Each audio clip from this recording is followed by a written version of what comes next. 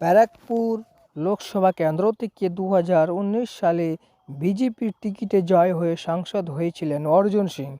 পরে তৃণমূলে ফিরে যান, কিন্তু তৃণমূল তাকে প্রার্থী করেননি।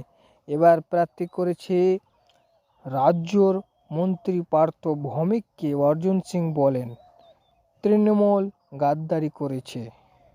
কথা দিয়ে কথা রাখেননি অর্জুন সিং। কথায় পার্থ ভৌমিকের সিপিএমের বিরুদ্ধে লড়াই ক্ষমতা ছিল না, সেই ক্ষমতা তার ছিল।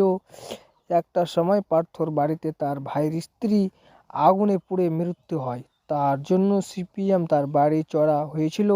সে সময় অর্জুন সিং ছাড়া পার্থ ভৌমিকের পাশে কেউ ছিলেন না বলে দাবি জানান তিনি।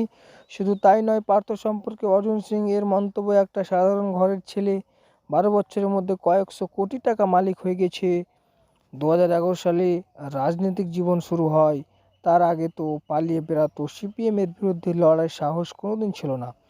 2021 সালে তৃণমূল বাংলায় ফের ক্ষমতায় আসার পর চারিদিকে অত্যাচার করেছে। ব্যারাকপুর জুড়ে সমস্ত কিছু নষ্ট করে দিয়েছে। তৃণমূল মাটি পর্যন্ত বিক্রি করে দিয়েছে, কারখানা একটাও নেই। তাই ব্যারাকপুরবাসীকে তাকে বেছে নেবেন বলে বিশ্বাস রাখেন অর্জুন সিং। আমাদের চ্যানেল নতুন হলে চ্যানেলটি সাবস্ক্রাইব করে দেবেন।